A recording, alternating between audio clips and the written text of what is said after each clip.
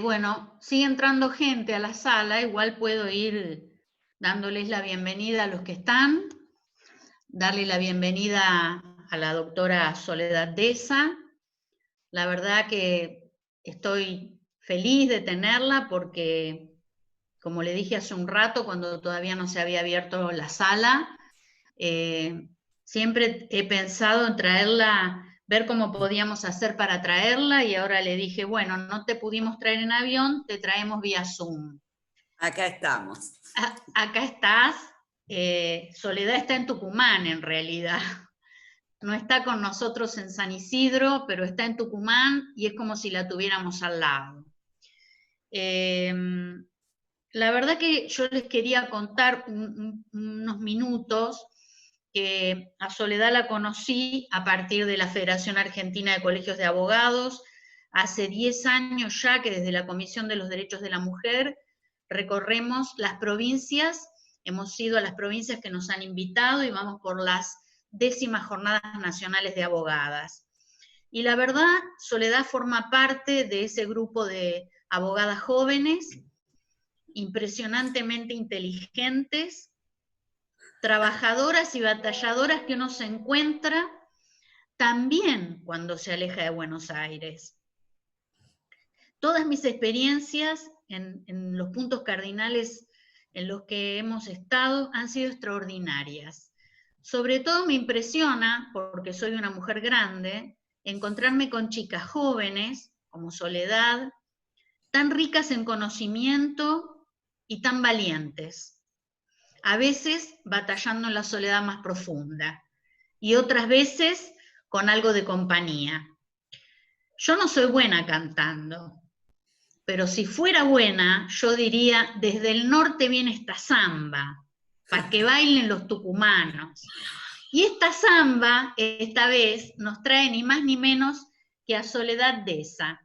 Voy a leer el currículum, o sea, voy a leer un currículum hiper abreviado de la doctora Deza.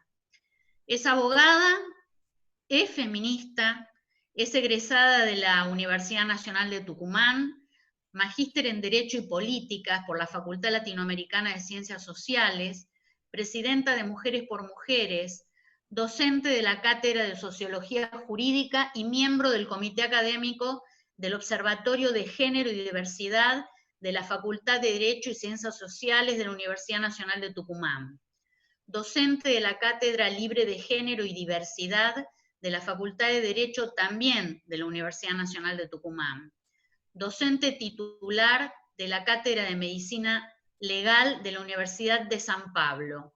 No es de San Pablo, de la Universidad San Pablo. Después me San aclararán. Pablo T, que es San Pablo de Tucumán. Perfecto. Miembro de la Alianza Nacional de Abogados por los y Abogadas, bueno, pero no puedo leer las dos, por los Derechos Humanos de las Mujeres. Coautora del libro Jaque a la Reina, Salud, Autonomía y Libertad Reproductiva en Tucumán, libro que además les recomiendo lean. Autora del libro Libertad para Belén, Grito Nacional. Premio 2020 Servicio a otros de la International Association of Bioethics. La verdad, Soledad, una vez más, la felicidad enorme de tenerte entre nosotras, entre nosotros y entre nosotres. Bueno, si querés empezar. Bueno, muchísimas gracias. Silvia me va a hacer llorar con esa presentación, imagínense, les agradezco, para mí es un enorme gusto, porque es verdad lo que cuenta Silvia, hablamos muchas veces de que yo fuera para allá, pero por una cosa o por otra se complicaba, así que bueno, un gustazo para mí estar acá con ustedes.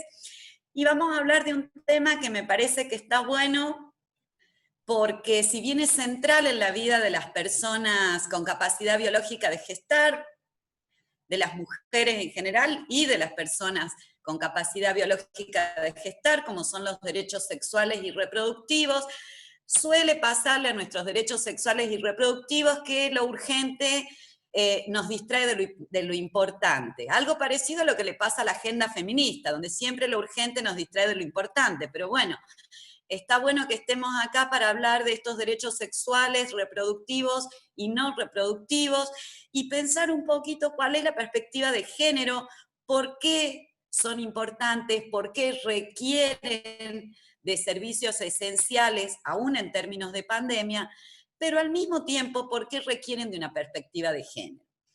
Para quienes no saben, los derechos sexuales y reproductivos se reconocen por primera vez en la Conferencia del Cairo en 1994 y luego en Beijing en 1995. Primero ingresan como derechos humanos en términos de planificación familiar, y en Beijing se reconocen los derechos sexuales y reproductivos como derechos de las mujeres. Los derechos sexuales es el derecho a decidir, a tener una vida sexual libre, sin discriminaciones, plena y libre de violencias. Cuando hablamos de derechos reproductivos, hablamos de los derechos a decidir si tener hijos, no tenerlos, cuántos y con qué intervalo entre ellos. Cuando nosotros pensamos por qué los derechos sexuales y reproductivos necesitan de una perspectiva de género, lo primero que tenemos que pensar es en el impacto desproporcionado que aportan en la vida de quienes tenemos la capacidad biológica de gestar, no poder acceder a los derechos sexuales y a los derechos reproductivos. Este impacto desproporcionado es precisamente el embarazo no intencional, cuando hablamos de derechos reproductivos. Pero también parte de la perspectiva de género, lo que nos informa y lo que nos va a orientar a prestarle atención es en cómo la maternidad como mandato obligatorio en el horizonte de toda persona con útero, funciona como un estereotipo que va a condicionar no solamente el plan de vida en términos liberales, sino también el placer como parte de los derechos sexuales. Vemos que es muy difícil disociar en nuestras sociedades que con matices pueden tener mayor o menor presencia de los conservadurismos religiosos, pero vemos en general cómo es difícil desanudar este binomio de reproducción y sexualidad. Parte de los derechos sexuales y reproductivos, la parte fundante de los derechos sexuales y reproductivos apunta precisamente a eso, a reconocer el derecho a decidir con autonomía una vida sexual libre, el derecho al placer, incluido dentro de los derechos sexuales, por lo mismo una vida sexual libre de violencias. ¿Eso qué quiere decir? Reconociendo la autonomía y el consentimiento como base fundante de todas las relaciones sexuales, pero además los derechos sexuales lo que acuerdan es una vida sexual libre y plena, y una vida sexual libre y plena solo puede ser posible en dos casos. Por un lado, si la heteronorma no está en el horizonte de todas las relaciones sexuales, y ahí es donde se entrecruza diversidad y salud, y por otra parte, si yo voy a poder verdaderamente acceder a las prestaciones sanitarias lícitas que me van a asegurar una vida sexual plena. Esto es, el acceso a los métodos anticonceptivos para poder ejercer la autonomía reproductiva y la posibilidad de el acceso al preservativo para evitar las infecciones de transmisión sexual. En el segundo de los casos, en el caso de los derechos reproductivos y el acceso a los métodos anticonceptivos, es donde se necesita especial perspectiva de género. Especial perspectiva de género para ver que más allá de la cosmovisión religiosa, moral o ética que pueda tener cada persona acerca de su propio plan de vida, la verdad es que el embarazo no puede figurar como accidente o no puede ser la consecuencia fisiológica de las relaciones sexuales, porque uno podría pensar, ¿por qué nos embarazamos las mujeres? Y las mujeres, bueno, posiblemente nos embaracemos porque no tomamos las precauciones y no tomamos un método anticonceptivo o no usamos un método anticonceptivo de toda la canasta de MAC que está dentro del PMO, pero también nos embarazamos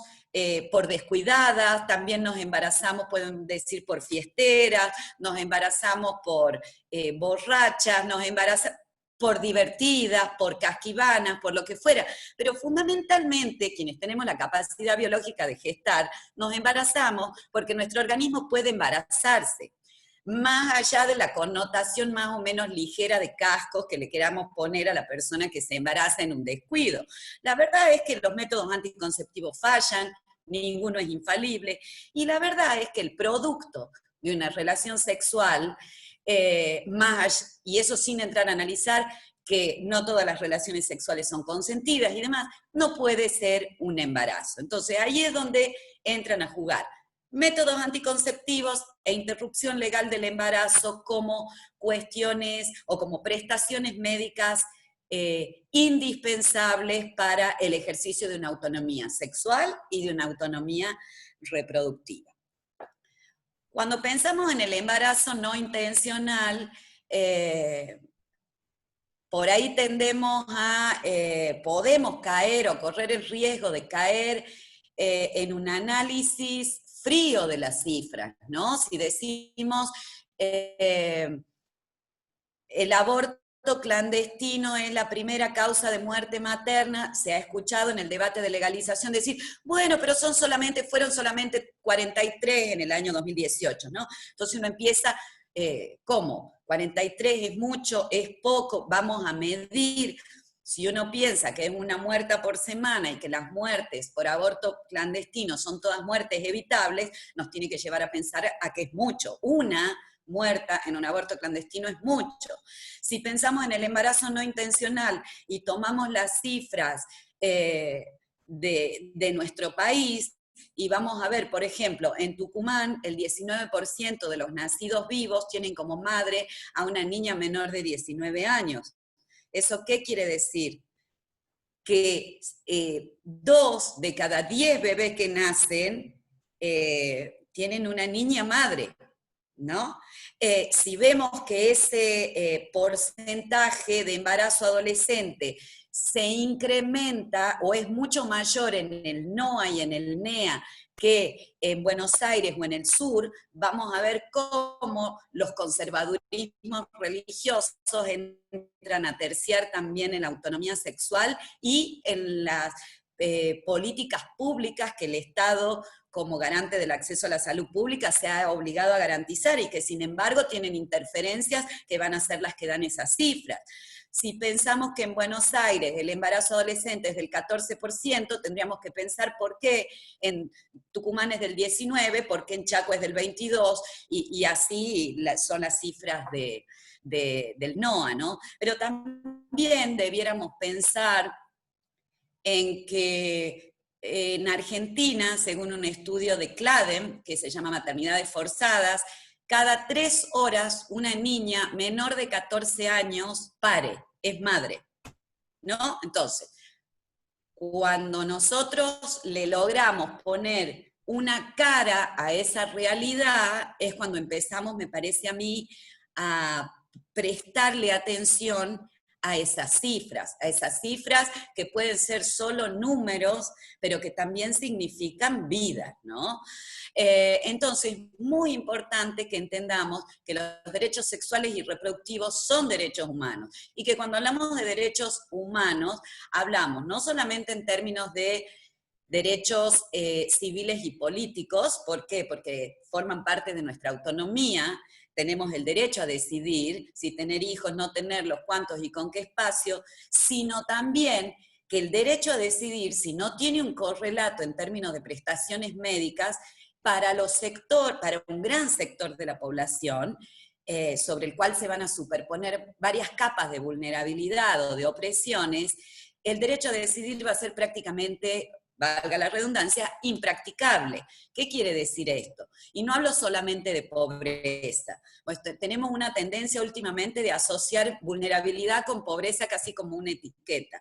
Pensemos en niñas niños y adolescentes, y hasta dónde esa autonomía progresiva que nuestros códigos civiles garantizan desde el año 2015, frente a una consulta de salud sexual, se extingue y empiezan a preguntar si van a venir con el padre, con la madre, ¿no? Pensemos que el ejercicio de la autonomía, como el derecho a decidir según las propias cosmovisiones, cuáles son las mejores reglas para nuestros propios procesos biológicos, de eso hablamos cuando hablamos de autonomía sexual, de autonomía reproductiva. Pensemos qué grado de validez tiene y hasta dónde es de verdad un derecho si no tiene el correlato del acceso a la salud. Y ahí es cuando se entrecruzan derechos civiles y políticos como derechos humanos con derechos económicos, sociales y culturales.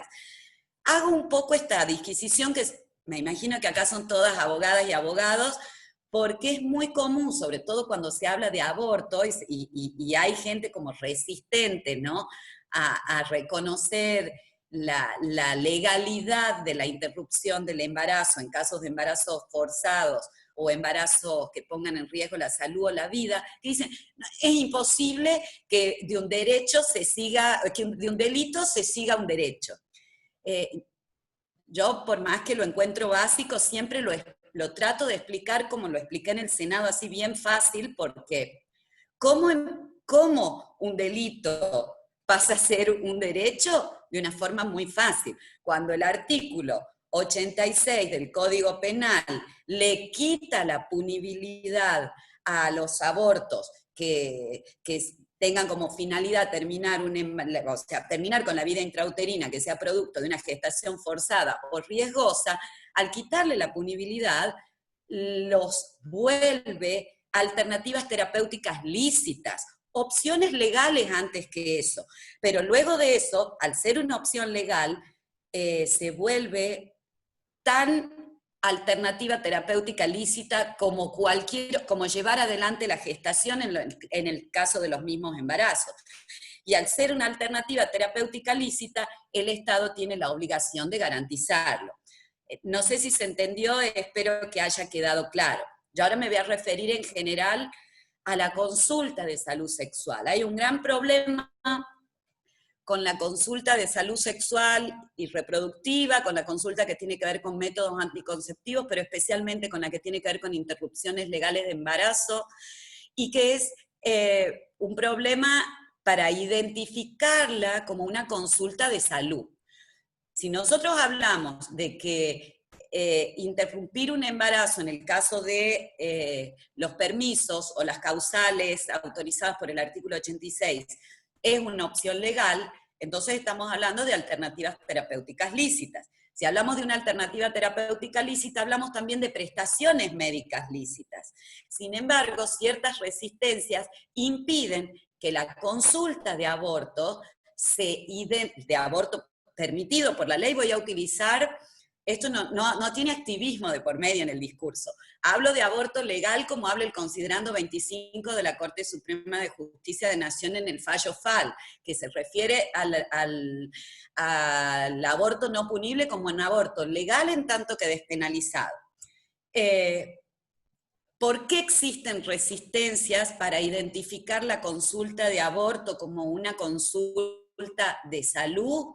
Y me parece que ahí entran a jugar los estereotipos de género, entran a jugar los fundamentalismos religiosos, los conservadurismos religiosos que se expresan a través de operadores de la salud, pero también a través de operadores del derecho.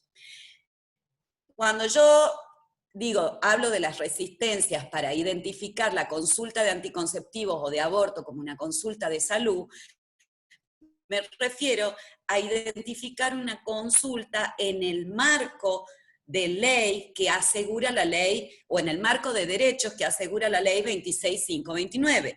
La ley 26529 es la ley de los derechos de los pacientes. Esa ley es muy importante porque es la que le va a dar marco jurídico a toda la atención sanitaria. Piensen ustedes que cuando nosotros hablamos del derecho a la salud, no hablamos de un derecho a estar sano o sana, sino hablamos del derecho de acceder a la asistencia sanitaria. Y esa asistencia sanitaria no es no puede ser de cualquier forma según la voluntad del prestador o de la efectora de turno. Tampoco puede haber, al menos válidamente, discriminaciones según uno acceda a la salud en el sector público o en el sector privado. Hay un principio de igualdad que atraviesa los derechos humanos, que es el que informa que cuando el Estado asegure el acceso a la salud o garantiza el acceso a la salud, lo hacen los tres subsectores, público, privado y de obras sociales, y que de convalidar niveles de atención diferentes, lo que estaría haciendo es una discriminación de clase que no tendría ningún tipo de justificación o razonabilidad. Habría una restricción ahí y estaríamos habilitando indirectamente un derecho para ricas o un derecho para pobres, según la cantidad de recursos simbólicos o materiales que tenga el usuario o la usuaria que vaya a buscar una prestación lícita vinculada con la salud sexual. Entonces, ¿por qué es importante la ley de los derechos del paciente, la ley 26529? Porque va a asegurar un piso de calidad de atención. ¿Qué quiere decir esto? Toda consulta de anticonceptivos o de interrupción legal de embarazo va a estar atravesada por el artículo 2 de la ley 26529, que va a asegurar, por un lado, el derecho a recibir asistencia sanitaria. Ustedes también son abogados y abogadas, entonces cuando uno sabe que cuando alguien tiene un derecho, quiere decir que otra persona tiene obligación de garantizarlo. Entonces en este caso vamos a hablar de la relación que se conoce usualmente como médico-paciente, pero que en realidad, como vincula al usuario o a la usuaria con el equipo de salud, es técnicamente una relación sanitaria, es más amplia que médico-paciente, pero así es como se la conoce. Entonces, si una persona tiene derecho, por el artículo 2, inciso A, a recibir asistencia sanitaria, quiere decir que otra persona tiene obligación de garantizarla. Ahí es cuando entra a jugar la objeción de conciencia. No, pero yo esta práctica no la garantizo. Muy bien, usted podrá hacer todo lo objetor o objetora de conciencia que quiera, pero sepa que el decreto 1089/2012, que reglamenta la ley 26529, dice que un profesional de la salud no declina la responsabilidad en garantizar el acceso, en garantizar la asistencia sanitaria hasta que otro profesional de la salud no se hizo cargo y firmó la historia clínica. Ojo, esto no lo digo yo, lo dice la ley. Que juegue o no juegue ese estándar de derecho es problema de los tomadores de decisiones de dentro de cada institución, pero esa es la base de derechos. Cuando hablamos de que la consulta de aborto es una consulta de salud, lo que aseguramos también, o lo que estamos reconociendo implícitamente también, es que la usuaria tiene derecho a recibir un trato digno y respetuoso, como informa el artículo 2, inciso B. Un trato digno y respetuoso que lo que nos tiene que llevar a reconocer es que más allá de lo que cada uno crea, o más allá de las cosmovisiones morales que cada uno pueda tener acerca de la decisión de interrumpir un embarazo, la usuaria que tome esa decisión ya ha hecho un examen ético previo, ya ha examinado su conciencia, y por lo mismo implica reconocer que tiene creencias propias, que ya ha hecho una evaluación moral acerca de qué es lo mejor para sí. Y en tercer lugar, que parece lo último, pero en realidad es lo más importante, que la usuaria que aborta también tiene conciencia. Lo digo porque cuando se empiezan a poner en tensión el derecho a recibir asistencia sanitaria versus objeción de conciencia, o lo vamos a poner al revés, objeción de conciencia versus cualquiera de los derechos que asegura la ley 26529, tendemos intuitivamente a olvidarnos que la mujer que decide abortar no es un inconsciente, también tiene conciencia, ¿no? Entonces, en esa tensión que hacemos de hasta dónde puede funcionar la objeción y hasta dónde no puede hacerlo, recordar el derecho a recibir un trato digno y respetuoso y la obligación legal de todo profesional de la salud de garantizar ese derecho, que no es otra cosa que el derecho a preservar la propia creencia, encuadra o asegura una cierta tranquilidad de conciencia que va a ser asegurada por el profesional de la salud, más allá de que coincida o no la decisión con las preferencias del profesional, ¿no? Que es otra cuestión. Si hablamos de que la consulta de ILE o la consulta de métodos anticonceptivos se vincula con la ley de los derechos del paciente, también estamos reconociendo, como el artículo 2, inciso C, que está incidida o atravesada por el derecho a que se respete la autonomía. Una autonomía que quizás se presenta mucho más sensible cuando hablamos de autonomía progresiva. Entonces, en ese sentido, no olvidarnos del artículo 26, que nos encanta que niños, niñas y adolescentes tengan autonomía progresiva, la declamamos, la reclamamos y la ensalzamos hasta que niño, niña y adolescente tome una decisión que no coincide con la preferencia de los progenitores, fin de la autonomía progresiva. No nos gusta la autonomía progresiva. Entonces, ojo, porque si ustedes recuerdan, el artículo 26 del Código Civil, que es para tratamientos médicos, habla, por ejemplo, de que mayores de 16 años tienen plena capacidad. ¿Esto qué quiere decir? Deciden y consienten solos y solas cualquier tratamiento. Según la resolución 65 del año 2015, una resolución ministerial del Ministerio de Salud entonces, para interpretar precisamente en la categoría adolescentes cómo funcionaba la autonomía progresiva respecto de salud sexual y reproductiva, como ustedes sabrán, el artículo 26 crea la categoría de adolescentes entre 13 y 16 años, o sea, entre 13 y 15. ¿Qué es lo que dice nuestro Código Civil? Que entre 13 y 15 años, todo adolescente se presume que puede decidir y consentir solo los actos médicos que no sean invasivos, y que puede decidir, pero consciente con sistema de apoyo, los actos médicos que sean invasivos. Como se empezó medio a confundir que era invasivo, el Ministerio de Salud de la Nación aclaró que el criterio de invasividad no es literal, porque si fuera literal y nos interpretamos invasividad como un cuerpo extraño que se introduce en el cuerpo, no podría un adolescente ir sola, por ejemplo, al ginecólogo, donde un espéculo es lo primero que le van a poner. Tampoco podría ir al dentista, donde todos los instrumentos son literalmente invasivos. Entonces, ¿qué es lo que explica la resolución 65 del 2015? Que por invasividad debe entenderse un criterio médico de que de que el acto médico ponga en riesgo la vida, la integridad del adolescente.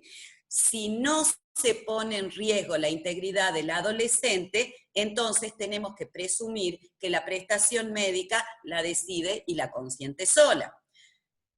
Hay acuerdo acerca de que el aborto farmacológico, que forma parte de una práctica ambulatoria, no necesita consentimiento, digamos, no es una práctica invasiva. Podríamos discutir si el AMEU o el legrado lo son. El legrado está desaconsejado por la Organización Mundial de la Salud. Quedaría ver el AMEU. ¿Qué es importante saber? Según la Organización Mundial de la Salud, hasta la semana 24 se puede hacer abortos farmacológicos. Pero antes que eso, que por ahí ya son criterios como más médicos, lo que me interesa a mí pensar, y me parece que está bueno, para eso es la perspectiva de género, no solo para cortar y pegar pedazos de la CEDAW en lindos escritos, es hasta qué punto tenemos naturalizado en nuestro imaginario y hasta qué punto los mismos efectores de la salud tienen naturalizada la maternidad como destino, que nuestras niñas y adolescentes no consienten en llevar adelante un embarazo, no consienten llevar adelante una gestación, no consienten informadamente parir y gestar, pero sí se ven cuestionadas en las formas de sus consentimientos a la hora de consentir una interrupción de embarazo, siendo que hay sobra de evidencia científica de que para la salud integral de una niña o un adolescente es mucho más riesgoso llevar adelante un embarazo y un parto que interrumpir un embarazo de forma farmacológica. Entonces, estar atentos a ver cómo la matriz patriarcal informa la atención clínica, incluso en la forma en la que incluso en los escenarios donde se vinculan derecho y salud, o discurso jurídico y discursos biomédicos, como puede ser en una consulta de salud, ¿no? Y finalmente tenemos la categoría de menores de 13 años, donde siempre van a decidir pero también van a necesitar consentir con un sistema de apoyo que ustedes ya lo sabrán, no me voy a detener en eso, no es necesariamente el progenitor o la progenitora, el representante legal, sino tenemos que incorporar la figura del allegado afectivo, ¿no? Que es quien va a acompañar. No todas las familias funcionan de la misma forma, no toda la realidad de niños, niñas y adolescentes es la misma, entonces estar como atento a ello. Pero cuando hablamos de autonomía, básicamente hablamos de el derecho a que se respete, o sea, del derecho a decidir y de la obligación médica legal de respetar el derecho a decidir, que se puede expresar en una interrupción de embarazo de la misma forma y con la misma intensidad que se puede expresar en la decisión de llevar adelante un embarazo, ¿no? Lo que ocurre es que me parece a mí que nuestras cosmovisiones culturales nos alertan rápidamente acerca de la violencia que supone un profesional de la salud imponiendo a una paciente, tenga la edad que tenga, la obligación de abortar, nos parecería, nos hace ruido, o tratando de disuadirlo, quizás no abiertamente, pero brindando quizás información falsa, o sesgando la información y recortando las alternativas terapéuticas, de modo tal de incidir en cierta forma en esa autonomía y en última instancia de contrabandear el propio plan de vida hacia otra persona de forma heterónoma, y no nos resulta violento o no nos resulta tan patente ver la violencia que supone un profesional de la salud obligando a parir. Me parece a mí que ahí hay una matriz patriarcal que hay como que advertirla bien, ¿no? Es tan violento o violenta un profesional o una profesional de la salud que obliga a abortar como alguien que obliga a parir. Me voy en última instancia al derecho, una sola vinculación acá porque a veces se confunde. En el inciso G está el derecho a la interconsulta. Acá hacer una breve nota al pie y decir que el derecho a la interconsulta o a la segunda opinión es un derecho de la usuaria, no es una patente de corso del profesional de la salud, que va a aprovechar la interconsulta para dilatar el acceso a la salud. No sé si se entiende este concepto. Lo que quiero decir es, el derecho a pedir una segunda opinión le pertenece, igual que la historia clínica, a la titular de la relación sanitaria, quien es la usuaria. Entonces, solo si hay una justificación terapéutica que exija un abordaje interdisciplinario, podrá el profesional de la salud sugerir a su paciente la intervención de otros saberes u otras especialidades vinculadas a la salud. De ninguna manera quiere decir que el profesional de la salud, que vamos a dar un ejemplo de lo que pasaba acá en Tucumán, hasta hace poco acá en Tucumán se requería el consentimiento de la pareja y la intervención del área de salud mental de la maternidad frente al pedido de una ligadura tubaria. Como es un método anticonceptivo irreversible, hablando mal y pronto querían saber si la señora estaba loca. Ese tipo de interconsultas son ilegales. Por eso lo aclaro, la interconsulta, si bien está regulada en la ley 26.529, está regulada como derecho de la usuaria, no como una forma de que el profesional o la profesional se desliguen de responsabilidad. O predispongan una barrera para el acceso a la salud, o creen un obstáculo que puede dilatar el acceso a la salud. Luego me voy al tema de la confidencialidad y la intimidad. Son como dos derechos un revés y un anverso de un mismo derecho que es la intimidad. Cuando hablamos de confidencialidad hablamos de la obligación médica que tiene, o la obligación legal que tiene todo el personal de la salud, de resguardar todos los datos sensibles de una usuaria o de un usuario, de una paciente, que estén asentados en la documentación clínica. Cuando nosotros hablamos, cuando el artículo 14 de la ley 26.529 habla de que la historia clínica le pertenece, o que la titular de la historia clínica, o el titular es el paciente o la paciente, está hablando indirectamente de que esos de toda la información que consta en esa historia clínica le pertenece también al paciente. Y cuando hablamos de confidencialidad, el profesional de la salud tiene obligación de resguardar los datos clínicos de ese paciente o de esa paciente. Lo digo porque hay una tendencia últimamente, vieron que, no sé si les pasó, pero cuando una paciente va y pide su historia clínica, que por ley tienen 48 horas para darle una copia certificada, hay una serie de reparos y hay como resistencias y demás. Viene un oficio de un juez, de una jueza, de un fiscal, de una fiscal, y pide la historia clínica y se la entregan con un moño porque se inventó la pólvora y se acabaron los machos. Parece que ven la firma, no sé, yo hay cosas que no entiendo, pero todo el modelo médico hegemónico, acostumbrado a hacer con la vida de las pacientes lo que se le canta la gana, le llega un oficio, así se ha firmado por un secretario, una secretaria judicial, le entregan todo. Hacer una aclaración al respecto. No solo que eso es violatorio de la obligación de guardar secreto y que tipifica el delito del artículo 156 del Código Penal, sino que además nosotros cuando interpretamos el secreto profesional hay que interpretarlo a la obligación de guardar secreto como la regla y a las excepciones y a las justas causas de revelación como excepciones. Como la obligación de guardar secreto es legal, las justas causas de revelación también son legales. ¿Cómo vamos a razonar? Solo cuando la ley expresamente habilita. El quiebre de la confidencialidad es cuando el profesional puede hacer eso, y son muy contados casos. Cuando el profesional actúa de perito, ¿por qué? Porque no genera relación médico-paciente, sino que es un auxiliar de la justicia. Cuando hay cuestiones epidemiológicas, pensemos en la pandemia, ¿puede haber razones de salud pública? Claro que sí. Ahora, la obligación de denuncia nunca va a significar ir a denunciar penalmente, nunca.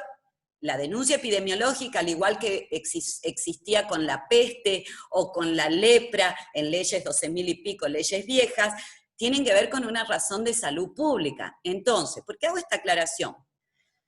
Cuando el decreto 1089 dice que un juez puede pedir, que la tienen que entregar cuando la pide un juez, el criterio para interpretar la obligación de confidencialidad está dado por la ley, pero además está dado por los principios de beneficencia y no maleficencia de la bioética.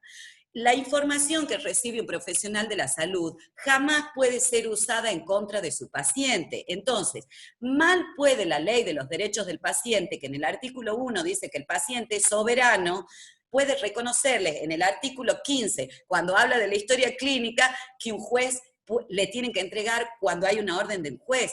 ¿Cuándo hay que interpretar que la orden de un juez habilita la entrega de la historia clínica o el quiebre del secreto y por lo mismo no viola la confidencialidad del artículo 2, inciso D? Cuando, por ejemplo, la paciente o el paciente que pide su historia clínica le es negada, entonces hace una medida cautelar de secuestro de la historia clínica y el juez ordena al profesional que le entregue la historia clínica, pero jamás podría el profesional de la salud estar relevado de la obligación de guardar secreto para comprometer la integridad y la libertad de su paciente. Pensemos que dentro de la bioética el principio de no maleficencia le obliga al profesional a abstenerse de generar daños, de irrogar daños en la vida de su paciente. Entonces, ojo con lo que se hace con las historias clínicas. Y me voy acá vinculado con la intimidad, que la intimidad es la obligación de guardar, de no revelar ningún dato que se conozca en el marco de la consulta, con algo que está muy de moda hoy, que es el parte periodístico. Y no lo digo solamente por las cuestiones que vinculan derechos sexuales y reproductivos, pero fíjense ustedes cómo la vida privada se transforma en vida pública, en un abrir y cerrar de ojos, y donde no solo no se cuide el anonimato, sino que además ni siquiera se guarda, o sea, no solo no hay justificación para la violación de esa intimidad, sino que además, incluso a veces, lamentablemente, proviene del mismo movimiento de mujeres la revelación de algunos datos. Me refiero a los casos donde hay niñas o adolescentes y empiezan a ventilarse, ¿no? Y salen en la prensa, y a veces, lo digo porque a veces incluso con una buena intención se puede estigmatizar la vida de una persona y se puede violar la intimidad de una persona. Piensen ustedes en los directores o directoras de hospital que salen a las 9 de la noche a dar el parte de, no sé, ha pasado al inicio con los enfermos de COVID-19, no sé si se acuerdan, ¿no? Entonces, ojo, porque puntualmente, en el caso de niños, niñas y adolescentes, el artículo 22 de la ley 26061 impide expresamente que la intimidad y la vida de niñas y adolescentes esté dando vuelta en los diarios. Y a veces uno puede no decir el nombre, pero si nos referimos al adolescente de Taco Ralo, que Taco Ralo es una localidad del interior que tiene 300 habitantes y una niña embarazada, o sea, es como que está claro a qué nos referimos, ¿no? Entonces, ojo con esa intimidad, y ojo con la violación de la violación de la obligación de guardar secreto, ¿no? Que me parece a mí que es como el último recurso que tiene el personal objetor para castigar moralmente a las mujeres que llegan en situación post-aborto, ¿no?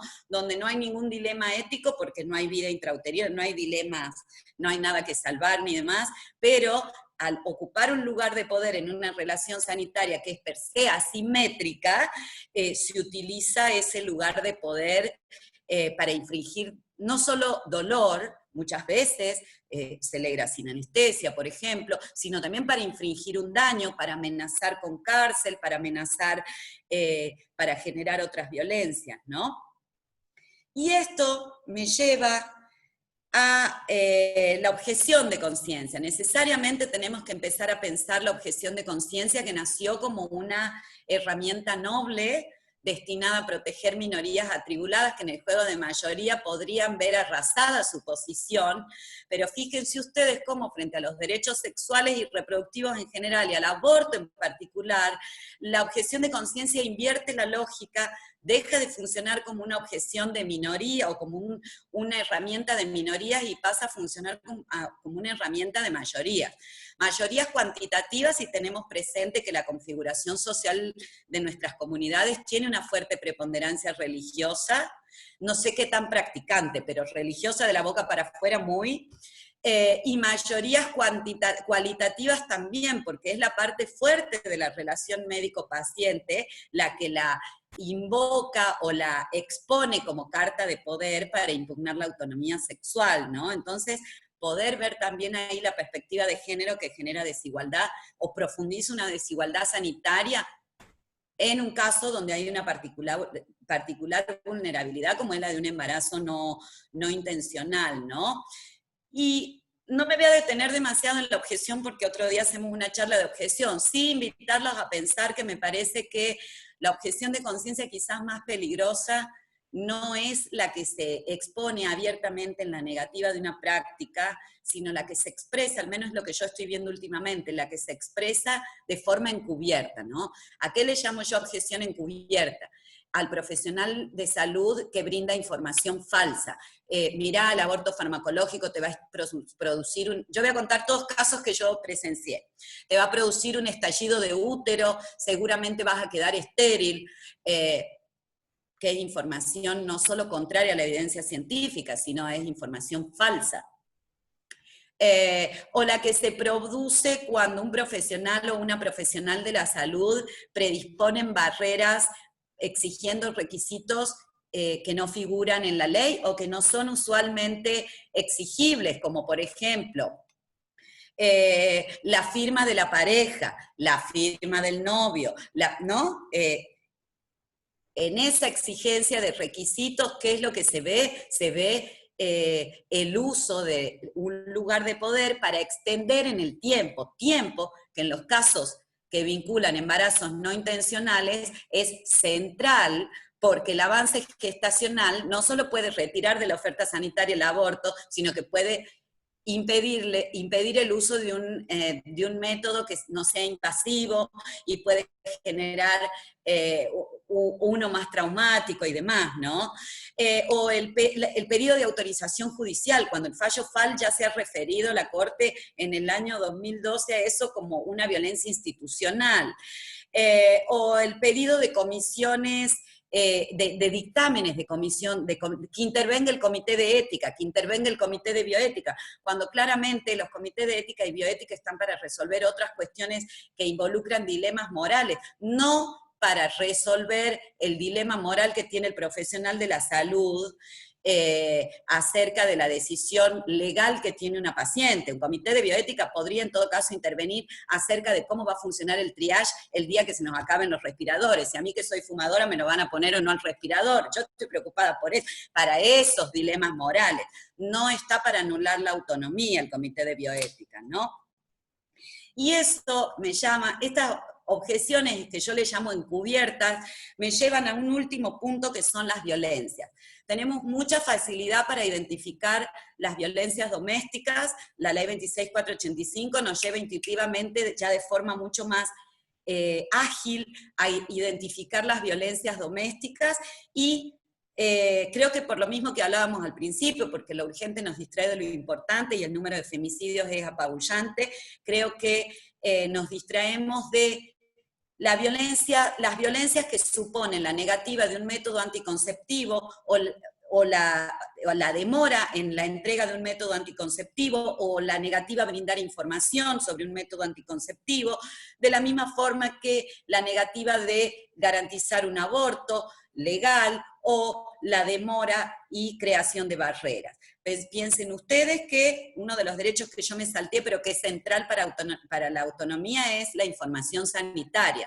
¿Qué es lo que dice la ley? La información sanitaria que un profesional de la salud tiene que brindar tiene que ser clara, acorde a las competencias de quien la recibe, basada en evidencia científica, tiene que incluir los riesgos, los beneficios y todas las alternativas terapéuticas. Entonces, figúrense ustedes una consulta de salud con una usuaria que tiene escasez de recursos simbólicos y materiales, no solo materiales, sino simbólicos y materiales, pueden ser productos de la edad, pueden ser productos de la posición económica, pueden ser productos del nivel de instrucción o de estudios que tenga, que eso va a impactar sin dudas en la ciudadanía y va a ser más fuerte o más débil según cuántas capas de vulnerabilidad se superpongan.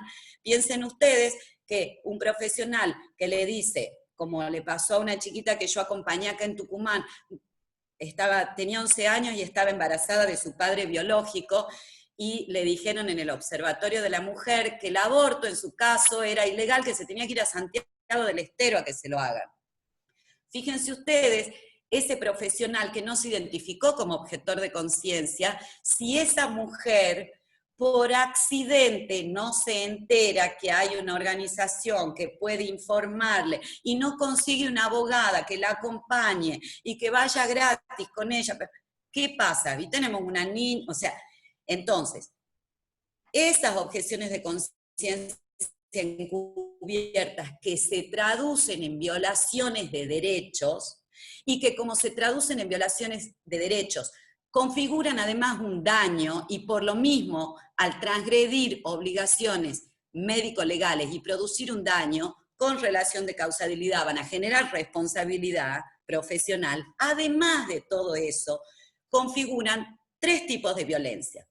2 son independientes del sistema de salud o del campo de salud, sea público, privado, de obras sociales, donde se preste la atención sanitaria. En los 3 subsectores, cada vez que se deniega un aborto legal, se incurre en violencia obstétrica y en violencia contra la libertad reproductiva. Violencia contra la libertad reproductiva porque se impide el acceso a una prestación médica lícita vinculada con el derecho a decidir si tener hijos, no tenerlos, cuántos y con qué espacio. Artículo 6, inciso D de la ley 26485, y tienen que complementarla con el decreto 1011/10, que cuando habla de violencia obstétrica, uno dice, violencia obstétrica, intuitivamente dice embarazo, parto y puerperio. No, no, no, no. La violencia obstétrica se da en el embarazo, en el parto, en el puerperio y en el aborto. ¿Y qué es lo que va a decir el artículo 1011/10? Sea el maltrato que ocurra en el aborto, producto de embarazo, punible, sea el aborto punible, no punible, sea provocado o natural. Digo esto porque parte de los prejuicios, preconceptos y estereotipos que están persistentes en la educación médica al día de hoy tienden a quitar las prestaciones médicas del aborto de la currícula. Entonces lo que vemos es que es difícil que identifiquen como una prestación obstétrica lícita una interrupción legal del embarazo.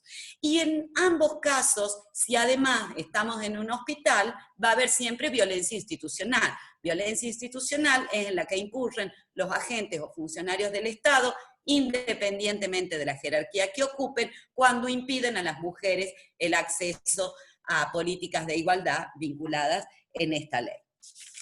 Para cerrar, Sony 52, decirles que el 25 de marzo de este año, luego de que se declarara el aislamiento social preventivo y obligatorio a nivel nacional, y luego de que la Organización Mundial de la Salud así lo recomendara, ¿qué dijo la dirección del Programa de Salud Sexual y Reproductiva del Ministerio de Salud de Nación? Que los países deben identificar servicios esenciales que priorizar para mantener la continuación en términos de pandemia. ¿Y qué es lo que dijo la Organización Mundial de la Salud? Que los servicios relacionados con la salud reproductiva, incluida la atención durante el embarazo, forman parte de los servicios esenciales. A propósito de esa recomendación de la Organización Mundial de la Salud, el Programa de Salud Sexual hace una recomendación específica sobre métodos anticonceptivos y sobre interrupción legal de embarazo. Sobre métodos anticonceptivos, ¿qué va a recomendar? Que no puede haber discontinuidad, que tiene que asegurarse el acceso, que el confinamiento no puede significar, como ha profundizado en muchos casos la violencia, el confinamiento y la imposibilidad de concurrir a un centro asistencial no debe traducirse en la imposibilidad de acceso a un método anticonceptivo, y lo mismo dice respecto de la interrupción del embarazo, que deben resolverse por telemedicina, deben resolverse de la forma en la que puedan, pero el Estado tiene obligación de garantizarlo. ¿Por qué hago referencia respecto de la telemedicina? Porque hasta la semana 12, por lo menos, el aborto farmacológico es lo que dice la recomendación del Programa de Salud Sexual, es lo que dice el Royal College de Obstétricas y Ginecólogos de Londres, es lo que dice la Asociación de Ginecólogos y Obstetras de Estados Unidos, es lo que dice la Federación Internacional de Ginecología y Obstetricia al respecto. Por lo menos en el primer trimestre pueden resolverse de forma a través de la telemedicina, esto es con consulta sincrónica o asincrónica, el tema del aborto farmacológico. Sobre todo porque en nuestro país, junto con el decreto del ASPO, se dictó el decreto 696/2020 que autoriza la receta digital.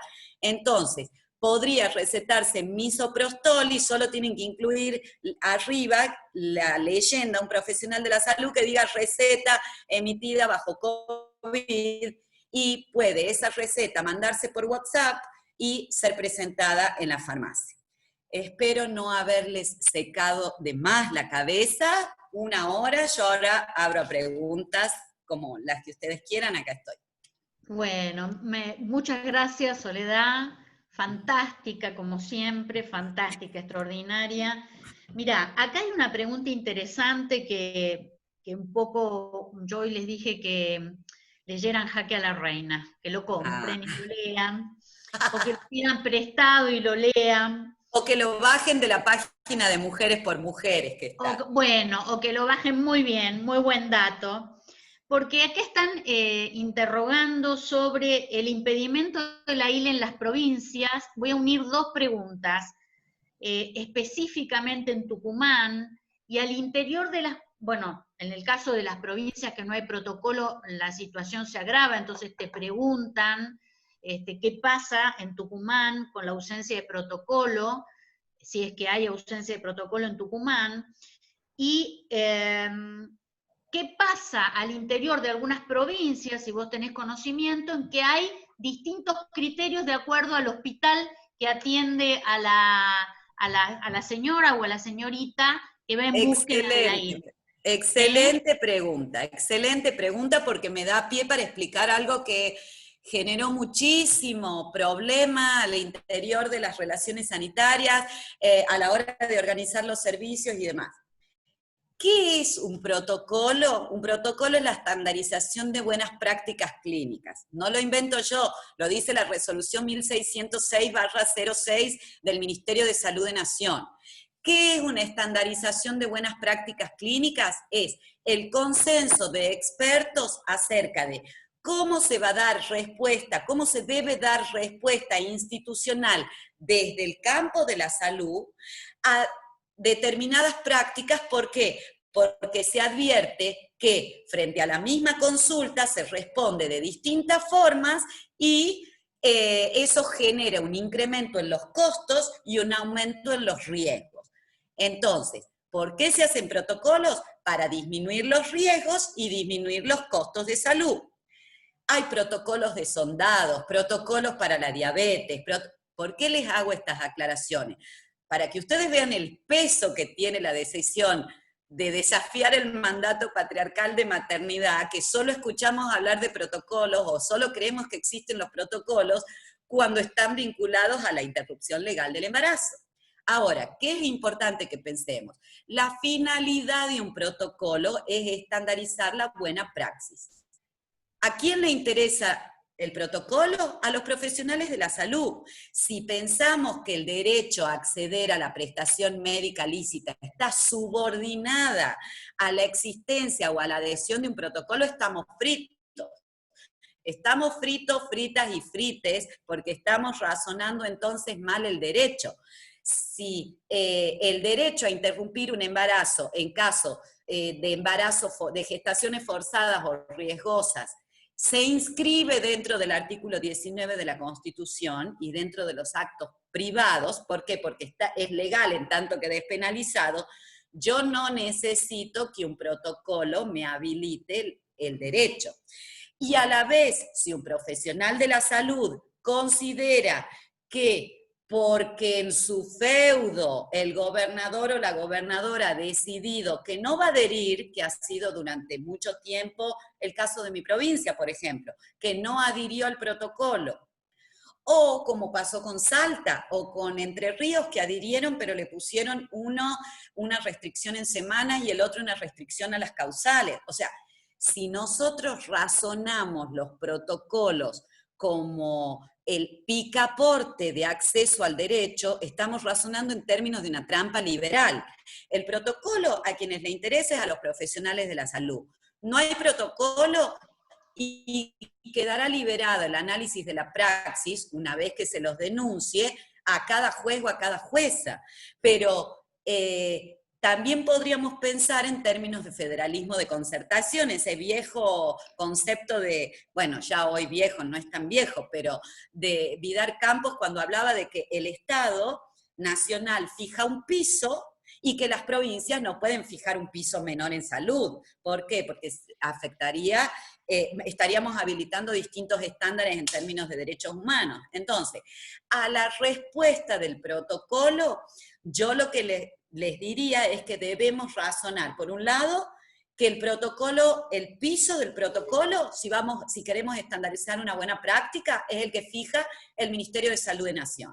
Si hay provincias que no han adherido, problema de cada provincia, porque las obligaciones médico-legales no salen del protocolo. Las obligaciones médico-legales salen de la ley 17.132, que es la que regula el ejercicio de la medicina, y salen del Código Civil, en tanto que obligación de no dañar y obligaciones reforzadas que tienen los profesionales de la salud. No sale de un protocolo, no sé si se entiende. Entonces, tenemos que terminar de construir sentidos para el lado del protocolo, porque me parece a mí que nos entrampamos mal, y esa ha sido una estrategia de los conservadurismos religiosos para intentar vaciar de contenido algunas políticas públicas, ¿no? Argumentar que la inexistencia de protocolos se traducía en la inexistencia de derechos, o lo que es peor, en la inexistencia de obligación judicial de garantizar. No sé Bueno, si contesta.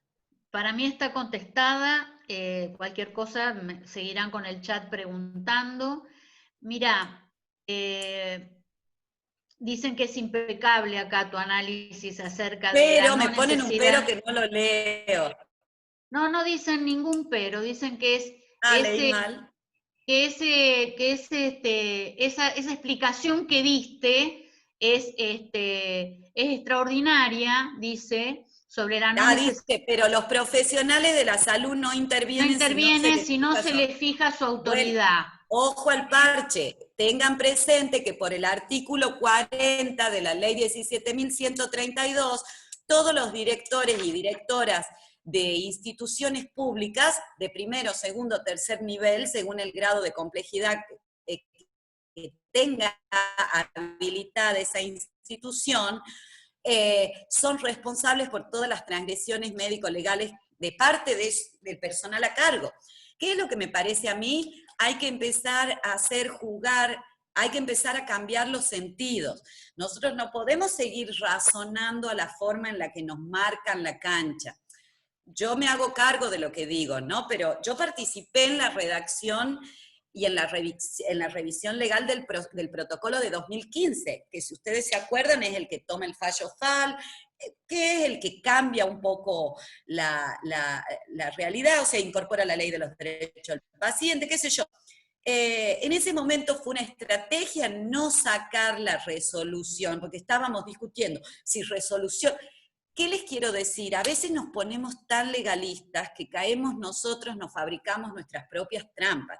De la misma forma en la que no existe la ley a medida, tampoco existe el estándar de derechos a medida, y es imposible pensar que un protocolo va a autorizar o va a hacer que un objetor se sienta obligado. No, me parece que tenemos que cambiar los sentidos y empezar nosotras a responsabilizar a los profesionales.